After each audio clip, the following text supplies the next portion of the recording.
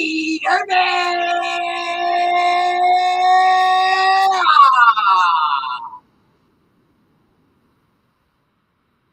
A Raider! That's right. Welcome to the best damn opening in Facebook and YouTube live history. Done by just a dude known only as the Raider Bear. Don't try to argue with it. You can see it right there.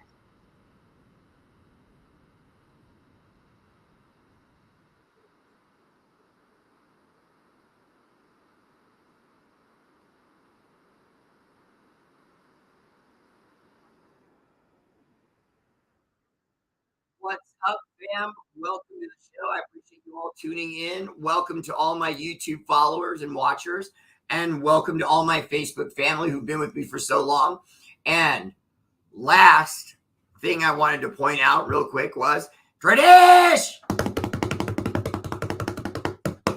Raider Bear Live. First comment. Woo! MVP tonight. Number one. Numero uno. El Jefe. Jim Vanderlyn. And he didn't go cheap and just like write hi or anything like that. He actually wrote Bear with quotations. He should have lost just for the extra quotations, but he got it. The winner tonight, gold medalist, Jim Vanderlyn. What's up, brother? Welcome to the show. Josh Russell, the heavyweight champion of the world, rolling into the silver medal tonight. What's up, brother? Welcome to the show. Always there for a Raider Bear. Third place, my bronze medal, that dad with the good-looking little dude that are big Dodger fans, Vincent Rubalcaba. Hey, Vince, listen, I appreciate you winning a medal because you know how much I like your last name. So I'm getting an opportunity to really let it rip like that.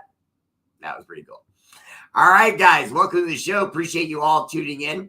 Oh, and ladies, you got to step the game up here. I didn't get a single girl in the medal round. I don't like that. All right, so what's up? Welcome to the show. Everyone such as Dustin King. What's up, Dustin? Welcome to the show. John LaJoy. What's up, brother? Welcome to the show. John the Lion. Leon. What's up, brother?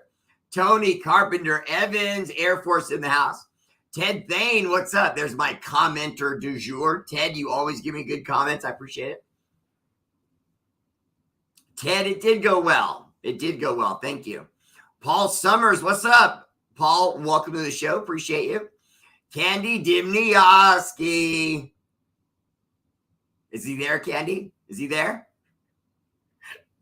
Hi, Mr. Dimnioski. I'm not going to do it. I'm not going to do it. Jets, Jets, they're a mess. MESS, those GETS, Jets. F the Jets. And by F, I mean Frederick. Don't worry about that. How's everybody, all my Friday night people doing? Corinna Trujillo, what's up, love? Welcome to the show. Doc Raider, how you doing? Dustin King, I'm glad it sounds good. Oh, John Leon says it sounds bad. Well, that's just lovely. Hold on. Okay, there we go. Let me see. Yep. Nope, I'm not muted or anything. I'm looking around. I'm double checking everything. Okay, I'm hearing sound is better now. Audio is good now. Okay, good. Okay, now you're clear. Your sound always seems to start bad. Jim Vanderlyn, it's because I tend to move my mic around because I have a small desk that I'm operating with right now. I used to have a really large desk, and I decided to change to this smaller one, and now I'm regretting it. So I'm going to get a whole nother desk, and then I would have to shift things around. Louis Haldwin, welcome to the show. Louis, are you one of our supporters? Am I missing? Am I lagging on you? I know I'm lagging on a couple people with their shirts.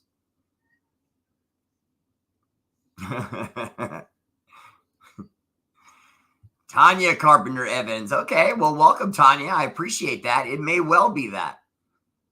I'm not sure. And welcome to the show. Okay, so Louis Hogwin, my bad. I will get on that for you. Make sure I have your address and your shirt size. If you haven't sent it in a while, maybe send it again to my inbox. I'd really appreciate that. Or Raider Rare Family's inbox. I don't know if we're friends on Facebook. If we are, just send it to me that way. But if we're not, just you can send it to me on Raider Rare Family page's inbox. And then I'll get on that right away for you. Because I'm actually going to the post office. I went today and we went Thursday. We're going to probably go again Saturday.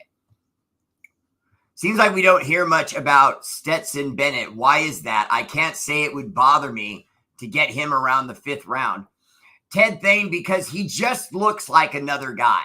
He just looks like another guy. It doesn't matter if he played well at the college level. You guys have to understand that and accept that right now. You can be an absolute star at the college level in the NCAAs, win the national title, and the NFL doesn't care. They don't care because they know what you're doing at that level and what they're doing at their level. It's just not. Even those teams that actually do run pro offenses in college, they still don't understand the athletic level it takes to play in the NFL until they get there. Now, I can explain this to you. I know a lot of you don't understand that, but it's very simple. On any given game, when Georgia, okay, the university, Florida, okay, Alabama, we all know those teams. Alabama, Roll Tide, okay, the Georgia Bulldogs. Okay, we all know those teams because of what? They have a rich dynasty of winning. Okay, now that means they usually recruit the best players.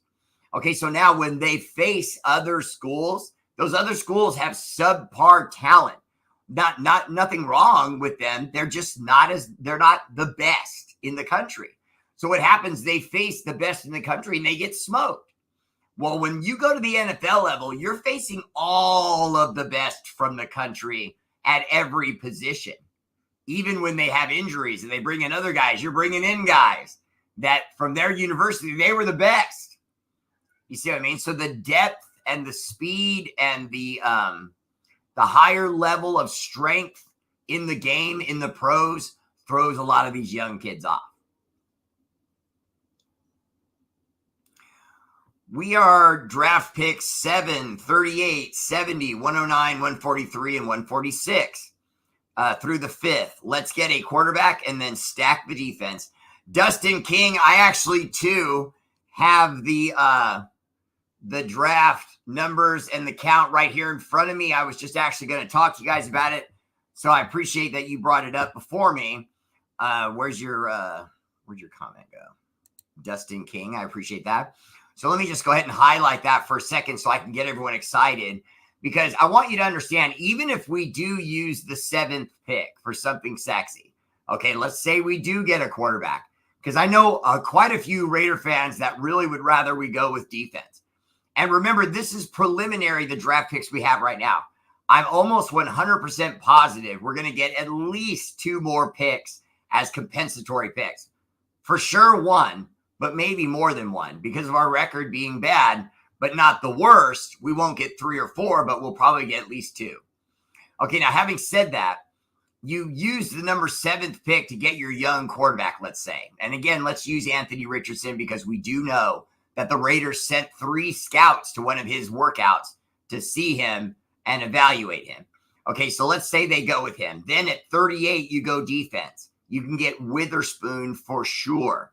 Now, how do I know you can get Witherspoon? Let me read this thing I have right here. Hold on, let me go back.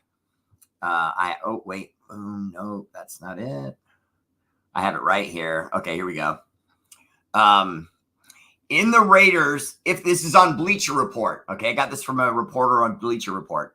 If the Raiders don't use their initial pick on a quarterback, they could target a top cornerback, a prospect like Joey Porter. However, Las Vegas should still be able to land a quality corner like Illinois' Devin Witherspoon on day 2. So, see, I know a lot of you felt like I was crazy to think that Weatherspoon would fall to day 2, but I do think he'll fall to day 2, but not because of his talent. I'm not saying he's not a first-round talent. I think he is, but I think he's going to fall to the second round because of that other kid, Riley Moss, and because of Joey Porter's kid. Because if you guys think Joey Porter's going to go to the 3rd or 4th round like some people projected, that's insane. Just his name recognition and being trained by his dad in preparation on how to be a good NFL player, that's going to give him a bonus. I know I've said that on other shows, but I really do. I think that's going to give him a bonus. So I think we may go 1st round quarterback and then 2nd round Witherspoon, who will more than likely be there. If he's not, there'll be a chance that Joey Porter Jr. is there. We take either one of those corners, and then from there on to number 70, we go with our defensive tackle. We find ourselves a big boss hog. Now, why do we wait till 70? Because there's already a ton of guys playing in free agency, NFL experienced guys that we can go and get that will fill up that hole for us and are going to play better than any young man coming into the NFL this year without any experience. For example, I mentioned on my earlier show, one of the guys that we're looking at right now is Dalvin Tomlinson, defensive tackle for the Minnesota Vikings. Really, really nice player and a huge guy, 6'3", 340 pounds. So he's as tall as me and outweighs me by a good 225 pounds, which is outrageous. Some crazy number. My math's probably bad mathing. Why does it matter who we have at quarterback? Look at Purdy. Just build your defense and some more offensive line, and let's go. Jason Eaton, well, in part because you want to look for that young guy in the future. We are talking about doing that. If I was held down and they said, Bear, give us what you think they're going to do for sure, I would say we're going to trade down. I would say we're going to trade down and mass picks. Let other people come up to us at 7 to take our 7, and we trade down. We get 3 picks from them for our 2, or maybe 4 picks from them for our 2. And then we move down to whatever their pick position was, and then we start finding players. I personally believe, beyond a shadow of a doubt, that you can find guys that will come up to the NFL level and become stars as far and as deep as the 5th and 6th round. And like you're mentioning Brock Purdy was a dead last 7th round pick. And don't forget that running back for the Kansas City Chiefs that made a name for himself in the Super Bowl, Pacheco, was a 7th round pick that was averaging 6 yards a carry for the Chiefs in that game and stood out by far as one of the best players on the field. So you can find talent at any level in the draft, but you're guaranteed you're going to find some of the better guys from round 1 to round 5. You're always going to find guys in there that can really ball. What you find in 6 and 7 is guys you didn't see it coming, and they happened to be polished, and they were little diamonds. You just couldn't see it. Bear, okay, I read that. I'm hearing other people saying if we get rid of Jacobs, Sincere McCormick is a really good replacement for him. Not sure your thoughts on him. Well, I mean, Sincere McCormick is interesting, but at the same time, can anyone really replace Jacobs? So any name you give me, whether it's Sincere or someone else, I'm going to say, now I like Josh Jacobs. I'd rather we kept him. But it doesn't look like that's what's going to happen, because the way we've treated Josh Jacobs so far is, not very good. I mean, let's be honest. I mean, as a head coach, Josh McDaniels should have known better. He should have known better. He should have treated Josh with more respect. To have him in the very first preseason game getting multiple snaps was outrageous. It was the President's Bowl game or Hall of Fame game, the Hall of Fame game.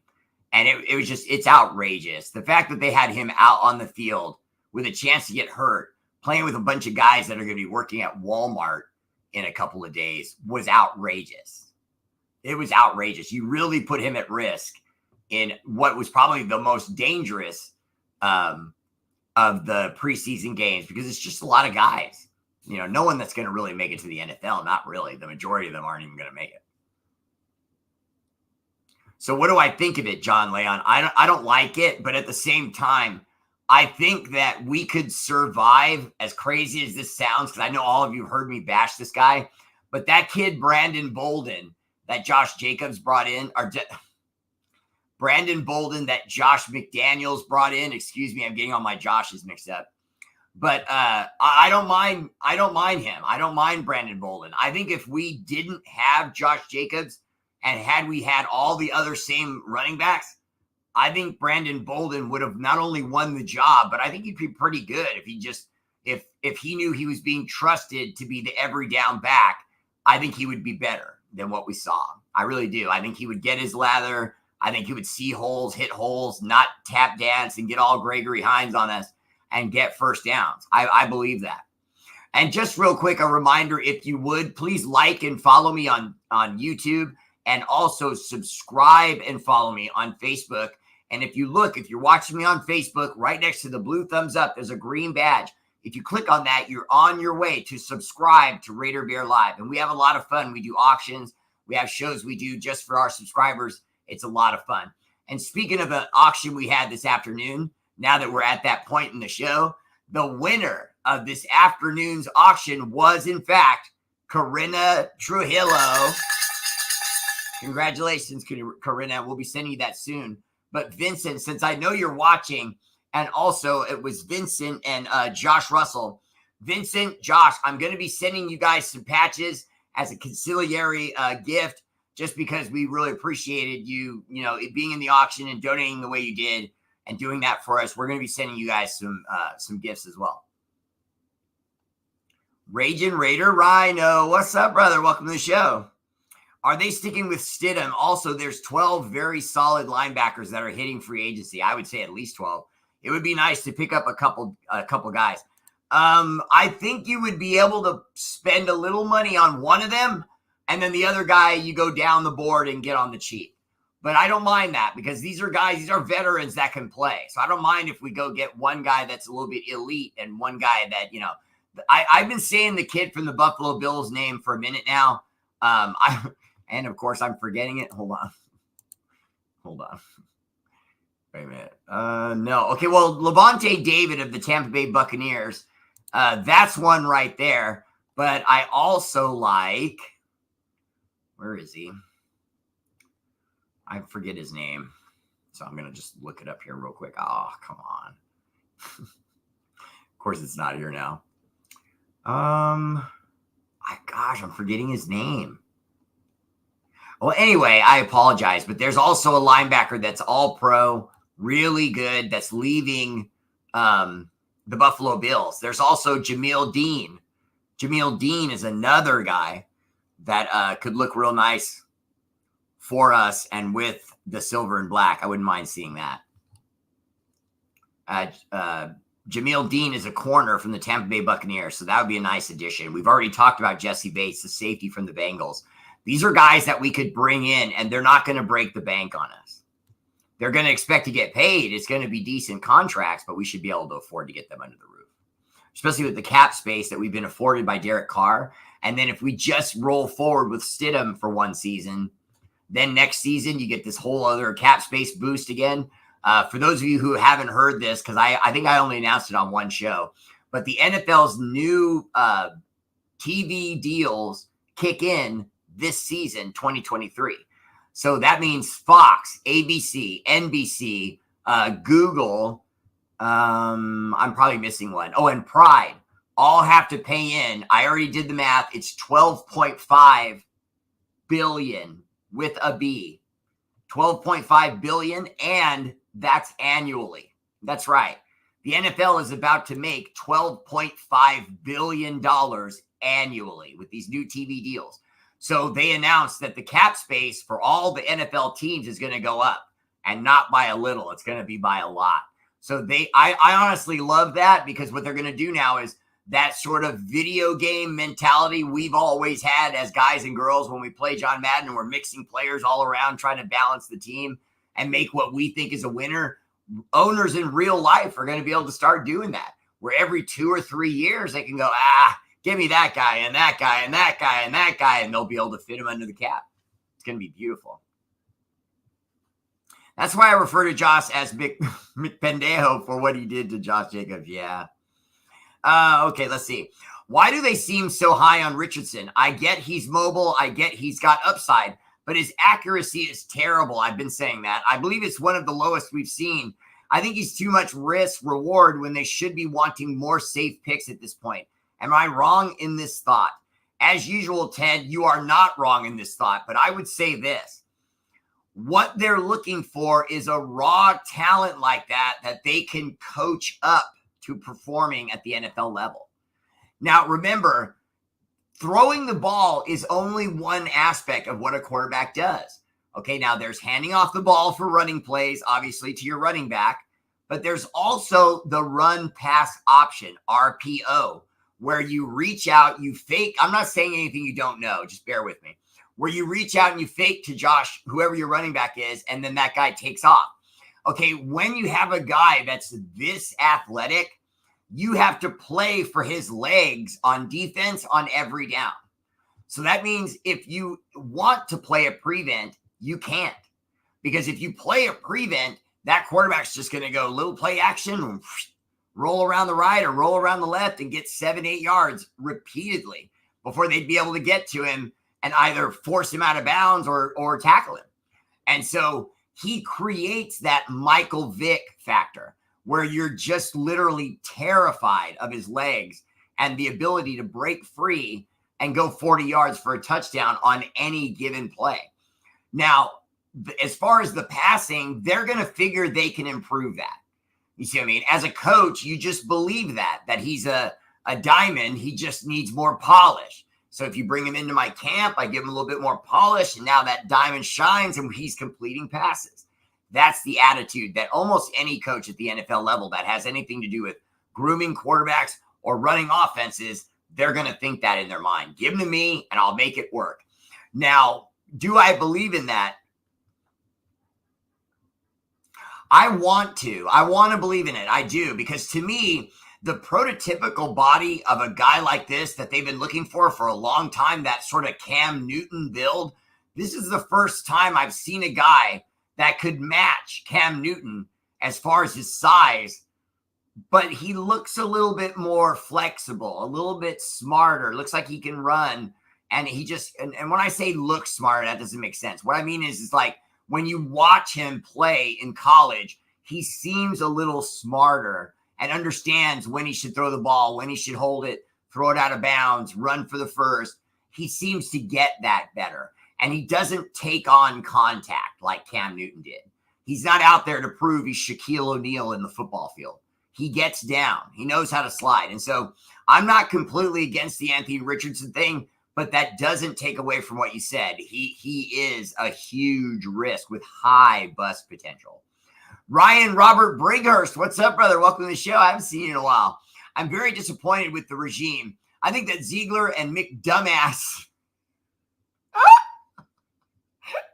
are morons, and we are heading back to the top 5 draft picks every year. Well, no, Ryan Robert Brighurst, remember, Mark Davis, it seems like forever to us, but remember, Mark Davis, when he initially hired John Gruden, he hired him with an understanding that the first 2 years were going to suck. They were leaving Oakland, and they knew that they didn't want to make any more real personnel moves until they got it done. So they were kind of playing with the roster that they had. So Mark Davis then gets sued by the city of Oakland, and then he was heard by reporters to tell John Gruden, literally, just do whatever and get us the hell out of here. I don't care what our record is. I just want to get to Vegas. Okay. Well, I've got it on very strong understanding. Raging Raider Rhino, Tremaine Edmonds. That's the linebacker I was trying to think of from the Bills. But I've got it on a strong understanding that Mark Davis has already told Ziegler and McDumbass that they're going to get a minimum of 5 years. So you could just throw away the first 2 years, literally just completely building, re-signing who you want, get rid of everyone else. Literally anyone and everyone is expendable because you've got 2 years to rip it down and build it back up. And then in year 3, if he's still here, I don't know if Mark Davis would have the cojones to fire him. But if Jacobs is still here year 3 and he hasn't shown, significant winning, maybe he fires him. But I'm saying he's going to get to year 3, and that's the year he's going to step on the gas with whoever his young quarterback is that he's found, either in this draft or the next. But you have to do something about this season. We have to beat the Chiefs twice. We have to affect their record. We cannot allow the Chiefs to get to the Super Bowl and win one in Vegas. We'll never be able to live that down. When do you ever think we're going to be able to get a Super Bowl in Kansas City? And then if they ever do have a Super Bowl in Kansas City, which will never happen because Kansas City is a dump. But even if, I said it, KC people, it's a dump. But if, God forbid, the Super Bowl ever went out there, what are the odds that would be a year we would make it, to go win it? I mean, we cannot allow them to win in our state. We just can't.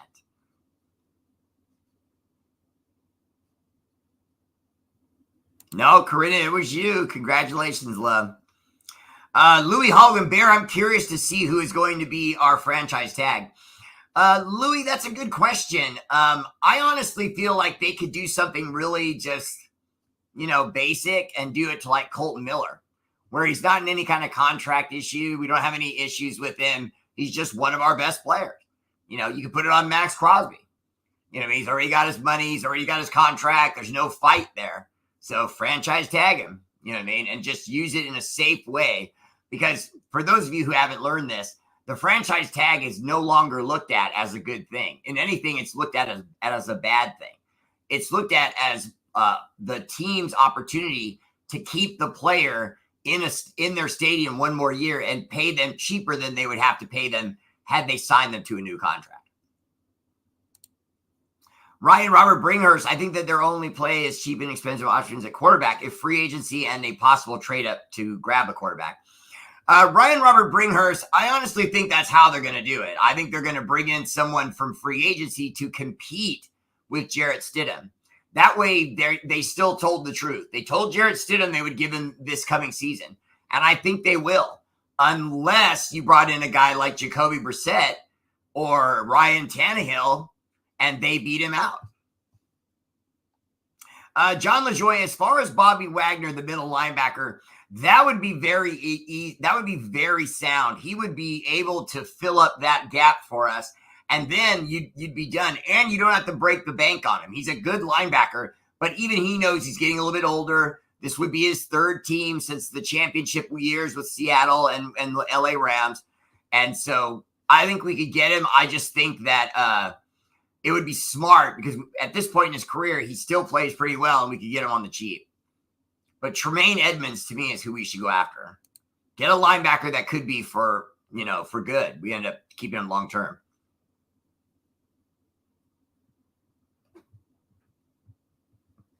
Vincent Rubalcaba, I appreciate your comment and welcome to the show one more time. That's great.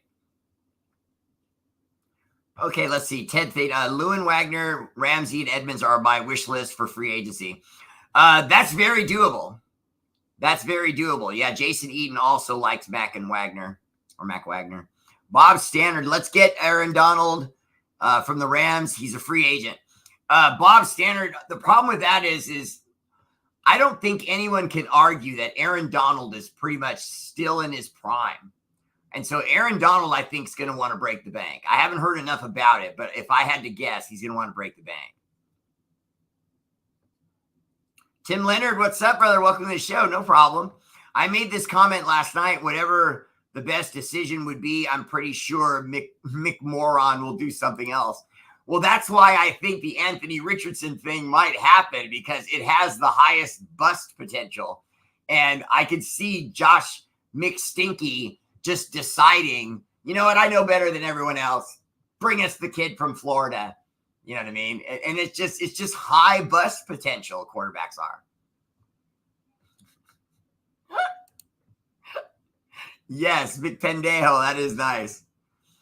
Okay, I believe that if the Lakers can change and then the Raiders can change, we all can change and become championship material. Jason Eden, welcome to the show. I don't know if I would call what the Lakers did, changing into championship material.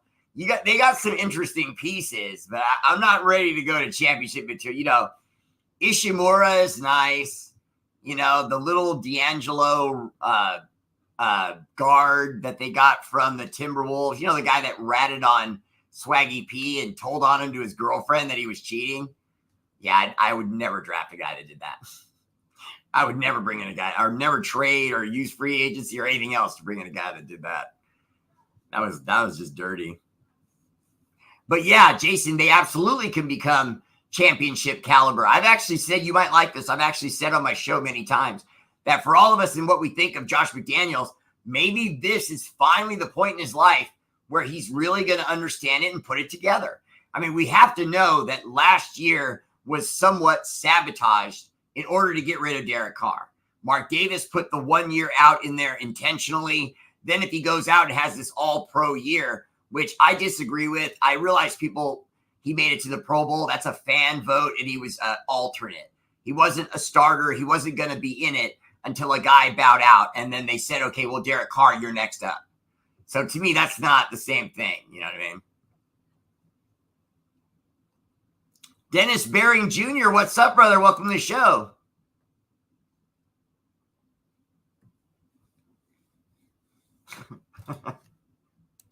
Do you trust Mick Imbecile to coach anyone up?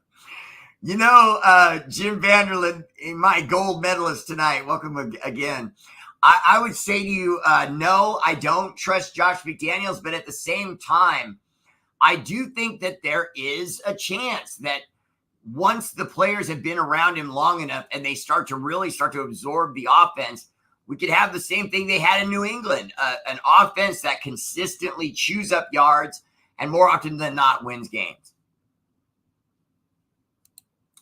Edgar Lucky DeLeon, I think Richardson will be a stud in 2 years. He is raw.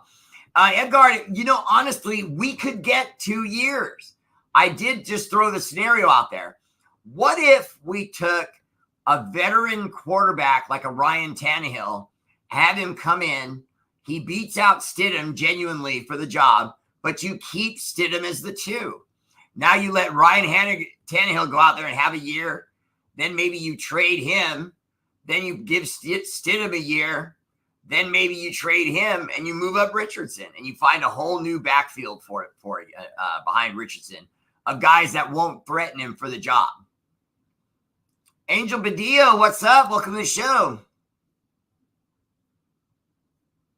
That almost sounded like the Balboa speech at the end of Rocky IV. I am a motivator. Davis is an idiot, too, if he's going to give McStupid 5 years. McStupid. That's one of my favorites, too.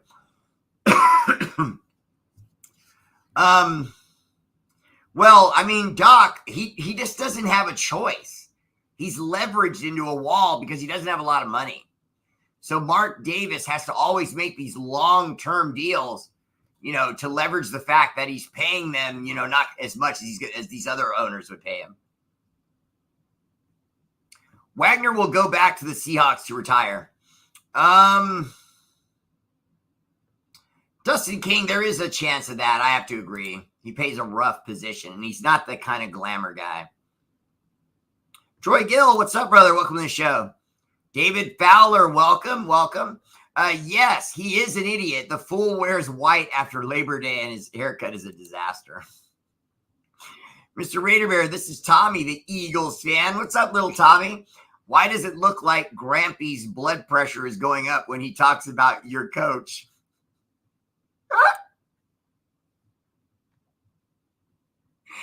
Oh, man, Tommy, you give me some good ones. I won't lie. That's because Grandpa is thinking about the reputation of our new coach and the fact that he's not really considered to be a head coach. I can't look into the camera while I say that. It's so embarrassing. Mark Davis should sell to Magic Johnson, and look what Magic did with the Dodgers.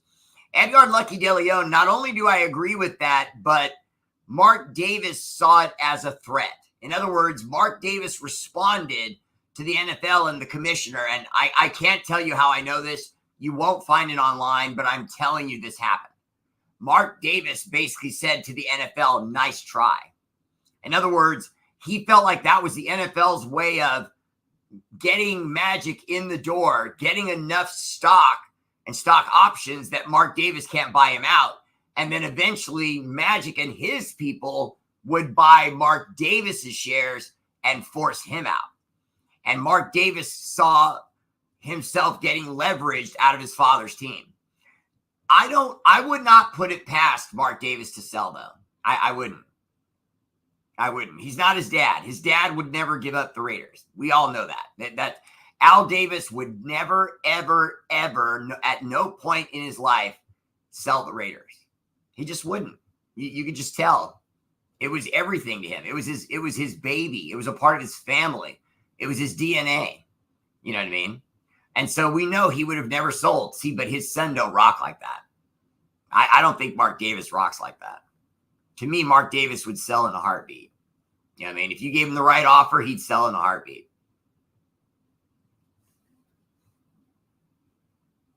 Carr is going to go to the Jets. They have the defense he never had, and he's going to the Super Bowl. Kevin Brown, welcome to the show. Nice jersey. I would say to you, he's not going to go to the Super Bowl, and that the Jets are a mirage. And if you want me to explain that to you, in other words, not like you don't understand. I just mean like explain why I believe that. The Jets haven't won a Super Bowl since yo mama met your daddy. Or my mama met my daddy. I mean, it's been like a gajillion years, bro. You remember the Jets, their first Super Bowl, they had it carved out of a dinosaur bone because they were still around when they won their first Super Bowl.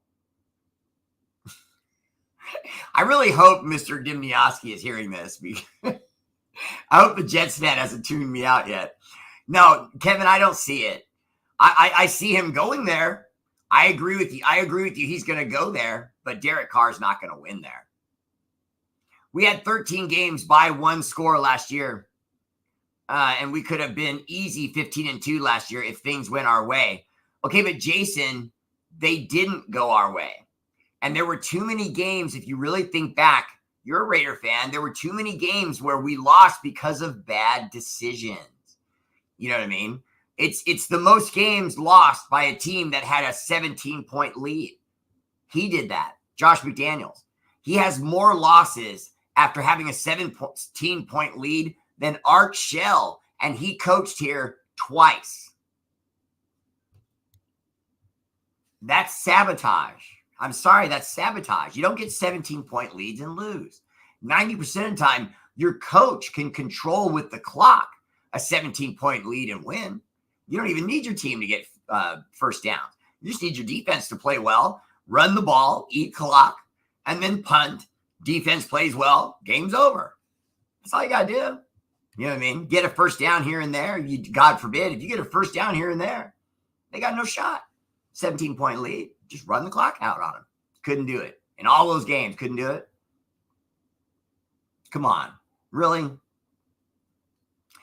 Davis is going to have to find some skeletons in McDumbass's closet to get out of that long-term contract. Vincent Rubalcaba, welcome to the show. Yeah, and I don't think there are any. He just seems to me like not that kind of guy. If Ziggy builds a monster defense this offseason, will be happy punch you in the face Raiders defense. I don't think it can happen that fast. I just don't think it can happen that fast. We might have a better defense next year, but that's not saying much. Because the defense we put out there the last few years has been hot booty. And so what we need to do is get some guys in here, get some free agents in here, and play better. Now, the truth is, every year there's a one-year wonder. In other words, a team that the year prior flips because the roster has a flip and it has suddenly 5 guys that are, real igniters of the team and spark plugs off the bench, and suddenly, something happens. Can that happen to us? Of course it can. But I don't plan around that. You know what I mean? I just hope it'll happen. Once his mom passes away, Mark will have to consider selling or pay a bunch of money in taxes. Matt Marinovich, welcome to the show. You look like Captain Kirk in that, but like hippie Captain Kirk. You let your hair grow out. You're like one of the guys he sends down to the planet they're approaching in one of the episodes, and you're going to get killed because you're a no-name officer. Mick Spinkler. Bobby Story. What's up, Bobby Story? Welcome to the show. Mick Sphincter? I like that one. What's news on Rodgers coming to the Raiders? Troy Gill, there is none. I think that is dead. I think any opportunity for us to land him is dead. I thought that it was a possibility, but the more you hear reports about what Ziegler and McDaniels or Mick Sphincter are getting ready to do, it just doesn't make sense to bring in Rodgers. You're going to need those picks to flip as many players as you can.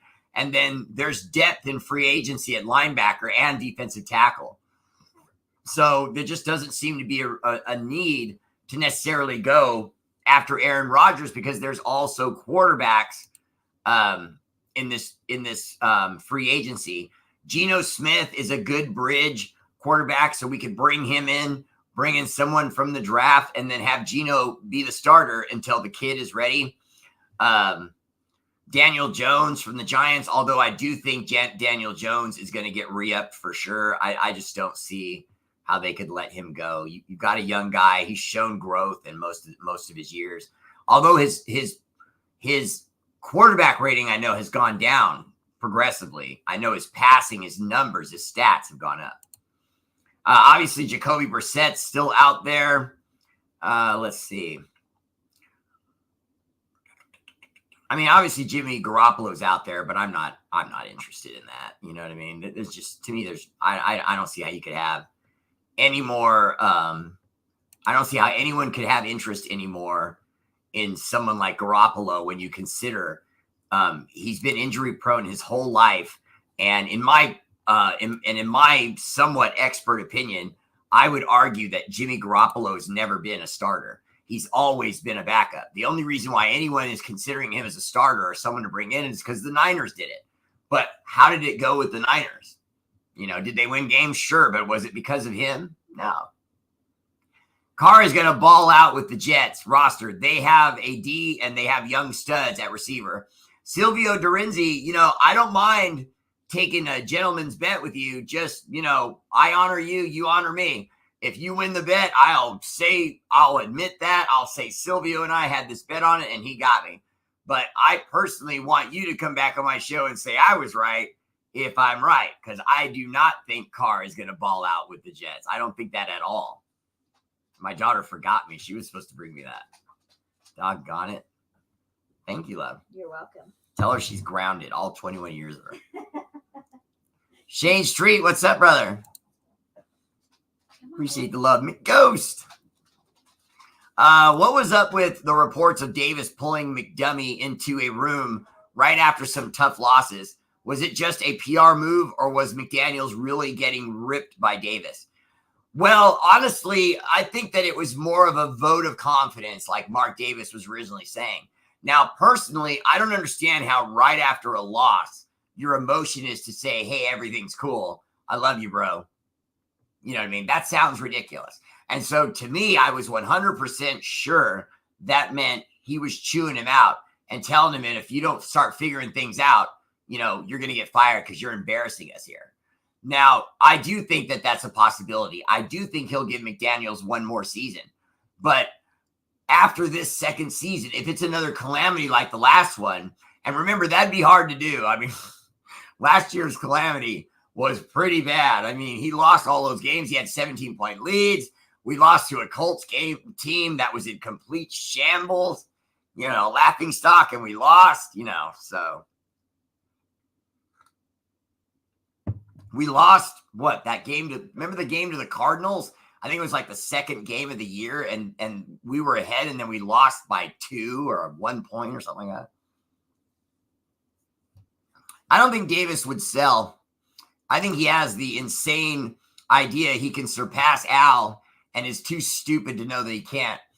Jim Vanderland, everything you just said is right, but I just feel like some of these scandals he's starting to fall into, there's only going to be more. I honestly think that the NFL is doing something that they could not do with Al Davis.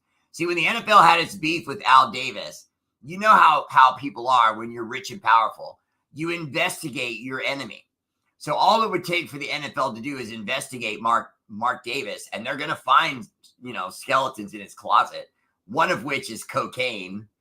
Another is, scheming and not paying bills, and short-sighting people and breaking laws. And they could amass a pretty good list against him right now. But if they just wait a little longer, he's going to have a lot more stuff coming out here. I can't say what because I can't confirm it. But I'm just letting you know, Mark Davis has other skeletons in his closet. And it's just a matter of the NFL deciding when they want to let them all out. And it looks like they are, because they crushed John Gruden with all that stuff with the Redskins / Commanders. We all know they didn't have to release that. And then, of course, they said they didn't, but they did. So they're going to try and get rid of Mark Davis because they don't like that he took the ground in Vegas. They told him not to move there, and he said, stuff it. And he went there anyway.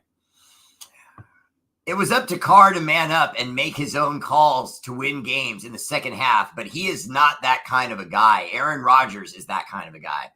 Well, Matt Marinovich, it was a well-made argument by Derek and David if it's true that Josh McDaniels told Derek that he's not allowed to audible. Not at all. He was treating Derek Carr like a student in a classroom and giving him equations and trying to make him figure it out.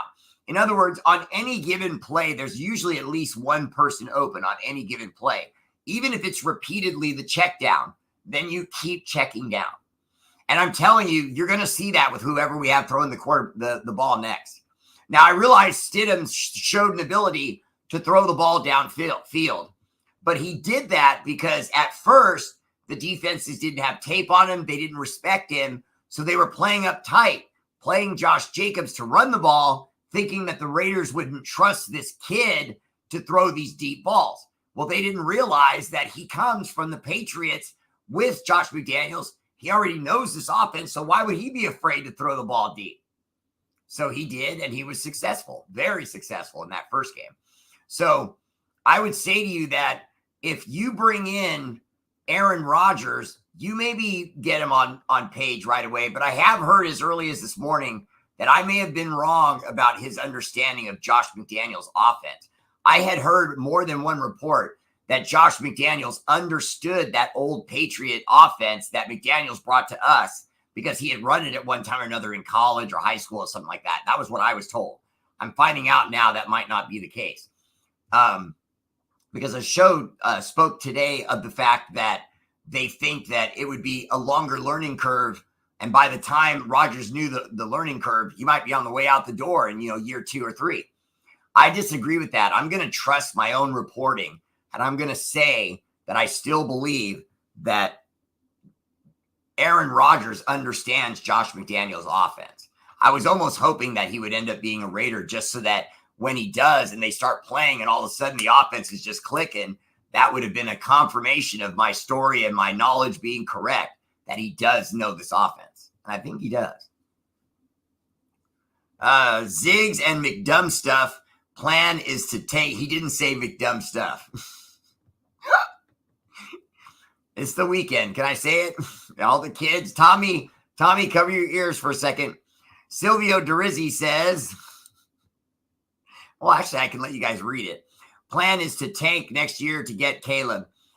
Caleb Williams, the USC quarterback. Now, Silvio, you might be onto something because Caleb Williams has already said he wants to be a Raider. And I don't think he's going to be a high enough draft pick that if, say, we weren't in the top 10 in the first round, I don't see some other team going, yeah, we just got to have Caleb Williams. I think wherever we pick in the first, we would probably get him. We'll probably get him. He's nice, but I don't know if he's so nice that he's going to go top 10. Yeah, he did tank all those games. He was ahead by half. The granddaughter, who's 2-year-old, can call a better game in the second half. Joseph Baer, do you think Ziegler knows what he's doing? He did get Adams for us. Well, I mean, any GM that got Adams is going to look like a genius. But the fact that he was able to pull off the deal, though, I agree with you there. You're right there. I was only making a joke. I know what you meant. But yes, it is a sign that he's an aggressive GM. We're talking about the best wide receiver in football, or arguably the best wide receiver in football. There are those that would think maybe the kid with Minnesota is better. Anyway, I would say to you that I think he's going to trade down. I think that number 7 pick, I think they might use it, but it's just not going to be on anything sexy. Even Skoronski, Peter Skoronski of Northwestern, the all-pro super stud-looking offensive lineman, although that's what we need and that would be great, it's not a sexy pick. Sexy is wide receivers, quarterbacks, running backs, linebackers, defensive end or edge rushers. That's the sexy positions. But it's a place of need for us where we could get one of the best, if not the best players, and then you could solidify that offensive line. If we're really genuinely going to give Stidham a try, I think that a sign of that would be if we go offensive line at 7. If we go offensive line at 7, we're not getting a young quarterback. I know that sounds weird because obviously the offensive lineman would improve covering for the young quarterback. No, it's not that. What I'm saying is they'll go with Stidham, draft a young quarterback, but it's going to be Stidham that gets protected by that new lineman. Maybe even if it's Taylor Lewin. Why would he go to the Jets? He doesn't like cold weather. Left Tampa. He would be wise to go there or Miami instead of New Orleans.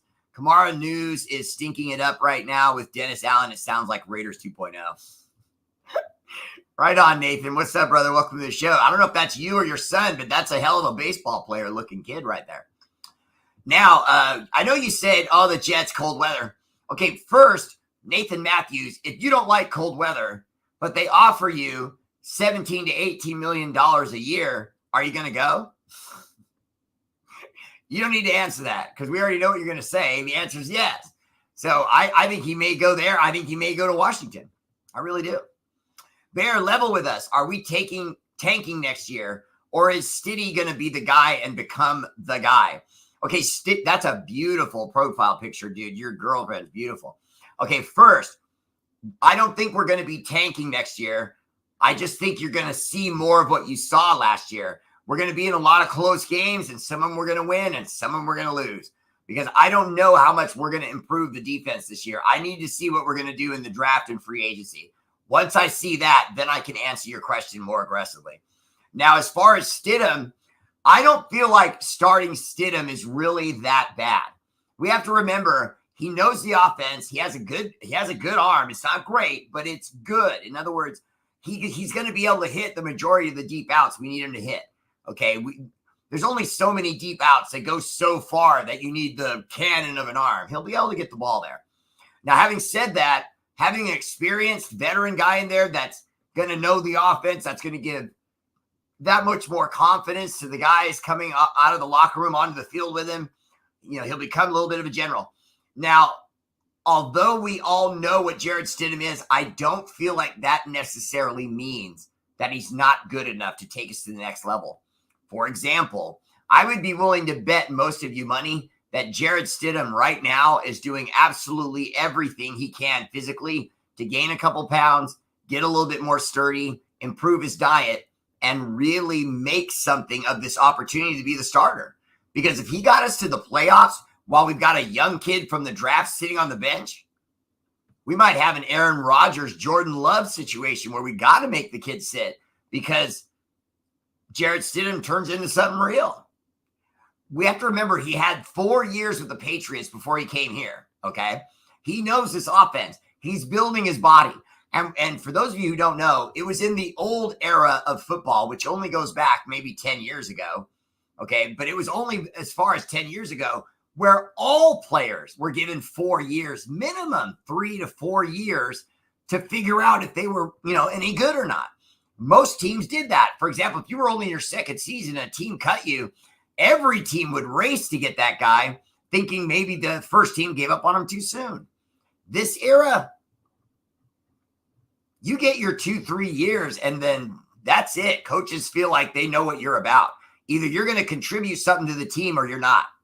You know what I mean? And you're out of the league.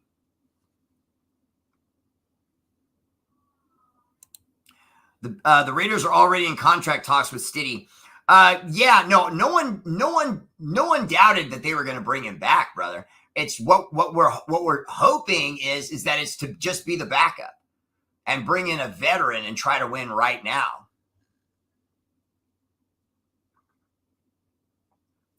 Silvio, bets on. I see you. Keep Stidham. He knows our playbook. Bringing in Geno or someone like that, they'll have to learn the playbook and won't pan out. Dustin King, good point. If Ziegler is being honest about building for the long term, we won't see any veteran quarterback come in. It'll be a rookie they can groom. No, that's how you do it, though. You can't throw the rookie out there right away. Even when you put the rookie out there right away, you risk beating his confidence into the ground. Do you understand what I'm saying? You see it with young guys all the time because they can't read progressions. They have to learn how to take the ball from center because they were running a shotgun offense in college. And then all of a sudden, while they're trying to learn all those things, they're losing, they're getting sacked, they're getting smashed, and they lose confidence. You know what I mean? See Sam Darnold. Sam Darnold, who used to be of the Jets and then the Panthers, and he has everything. He has a cannon of an arm. He's 6'5". He's 250 plus pounds. He can run with the ball a little bit, just he can stretch the chains 4 or 5 yards. And he just can't get out of his own head. He just throws interceptions. He doesn't accept that sometimes you have to read what's there and throw underneath.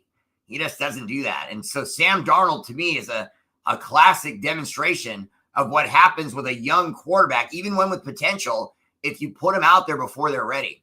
We need to bring in a veteran, let Stidham stay at 2, and then bring in someone young like a Will Levis or an Anthony Richardson. Bring them in, let them sit. They'll understand they're third. That the Raider Nation, the fans will understand that he's third, so they won't call for him to be brought in if our starter doesn't play well. We bring in Stidham. You bench the starter, and you let Anthony Richardson keep holding a clipboard until he's ready.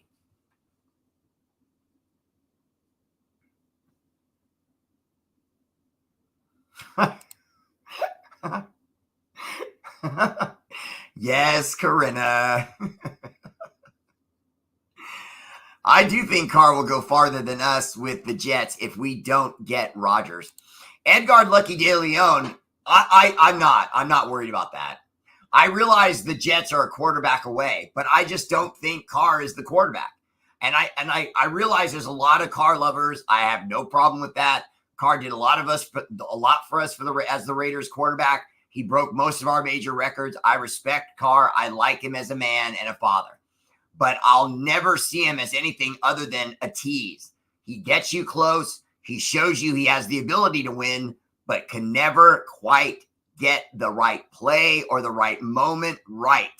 And he never gets teams over the top. Now, when he has done it in the past, showed a lot of balls, really come from behind, more than any other quarterback, by the way, in the fourth quarter, more comebacks in the fourth quarter than any other quarterback. Now, that's a glasses half full, glasses half empty stat. That means he was just losing going into the fourth quarter a lot more often than other quarterbacks. And you can all say that's about the defense, but it can't be the defense every time. It might be in our sense.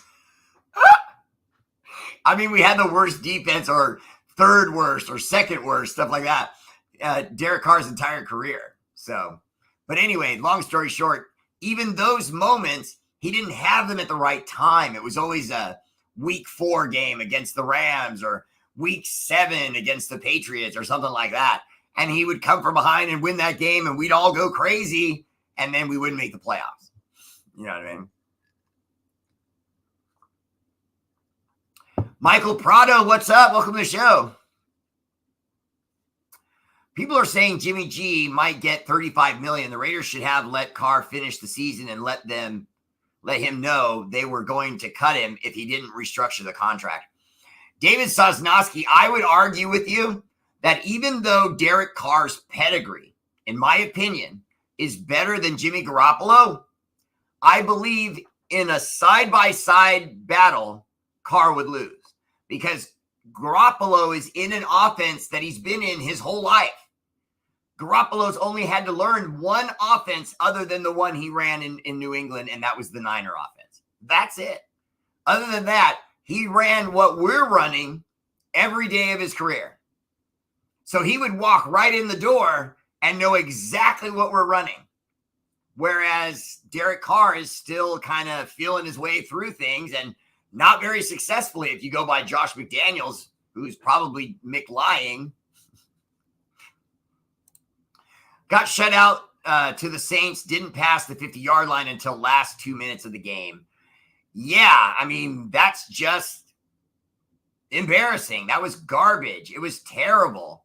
And so if you can't get across the 50-yard line against the team that's not even really that good, I mean, let's be honest. The Saints weren't even really that good. They were good, but I mean, not keep you from getting to the 50-yard line damn near the whole game. And for those of you who are typing right now, they did get to the 50-yard line. That was in the last 2 minutes of the game in the fourth quarter. That doesn't count.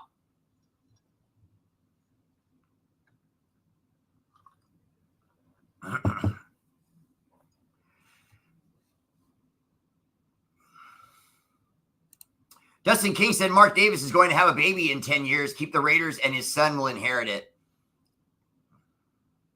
And you think that would be any better? I mean, I don't know how many of you guys have sons, okay? And I'm not bashing my sons. I'm just being honest with you. None of my sons could come here and keep this legacy going. None of them could sit in this chair and do what I do the way I do it. They couldn't. So if I pass away, that's it. Raider Bear Live is done. You know what I mean? It's not going to carry on with my prodigy. They don't do this. And if they did, it wouldn't be good. You wouldn't like it. Whereas I could find someone that's good at this and eventually hand it over to them.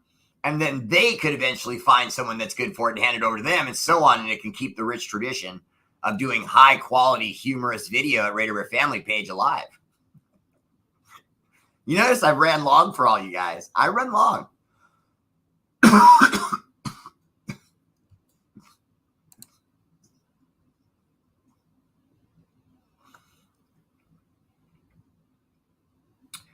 Well, Doc Raider, I do realize that he who shall remain nameless, number 12, was who the original plan was to get. But I was one of the ones, I know you watched my show, Doc, and you remember that I kept saying, I'm holding out hope that it's number 12 that's going to look at what Mark Davis and Josh McDaniels are doing, going, come to us. And he's going to look at our organization, look at how bad our defense has been, look at how much turmoil is going on in our locker room and go, I'm not going over there. You know what I mean? And that's what happened. He said, I could go over there and make a bunch of money. Run an offense I know like the back of my hand. Retirement. See you later. You know what I mean? And to be honest with you, there are those this very morning, that were bringing up the potential of he who shall remain nameless, number 12, coming back still. But not to the Raiders. The team that was brought up was the Dolphins. If the Tua situation doesn't pan out, which it won't, they're going to sabotage the guy. They're going to make it about CTE and concussions, and they're going to make the Dolphins push Tua Tagovailoa out, and then the NFL is going to say something for the good of his health. We can't let him play in our league anymore. You watch. And it's going to be the NFL's way of saying, look, see how we're doing it? We're going to be hard on this whole brain damage stuff. We don't want that. We're the NFL. We love our guys. $12.5 billion worth.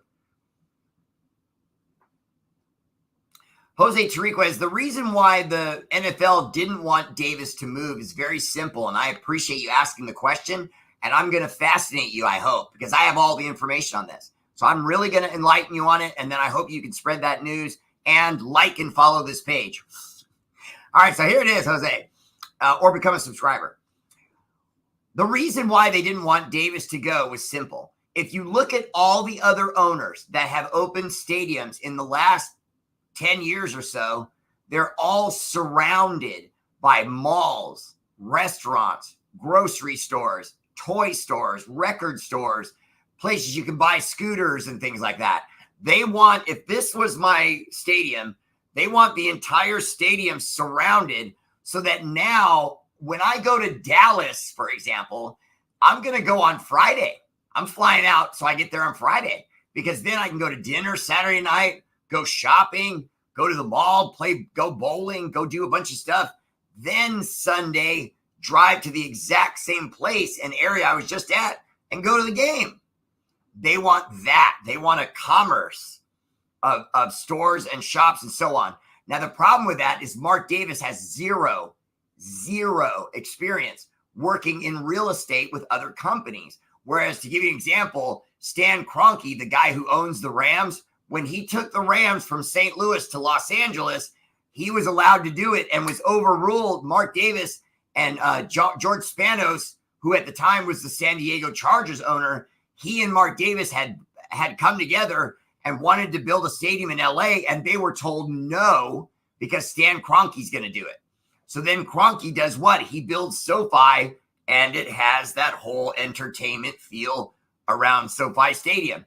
And they just didn't trust Mark Davis to do that. Well, Mark Davis played the ace up his sleeve, Vegas in mind with my pun, and he said, watch this. I am going to go to Vegas where the moment I build my stadium, it's surrounded by all that stuff. I'm going to build that experience for the Raiders. And he did it. It did work. But the NFL wanted Vegas to be the most fertile land, which is what it is. Let's be honest. Think of any other state that you can put a football team in and tell me you're going to have a greater attraction than Vegas, the nightlife, the gambling, Celine Dion and different live artists, comedians, magicians. I mean, come on. And it's the Mecca. It's Sin City of pomp and over the topness. That's what the NFL wanted, but not with the Raiders, because they wanted the team that went into Vegas to start with a bang, a winner. So maybe you let the Rams go there. That wouldn't have happened because they just got a stadium. But I'm just saying, they were winning. They just won a Super Bowl. You take a team like that, you put them in Vegas.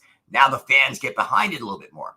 With us, the fans have gotten behind it in Vegas, but not quite as, much as we had hoped as an organization. We had hoped that we were going to get a lot more crazy reaction out of the people in Vegas than the one we got.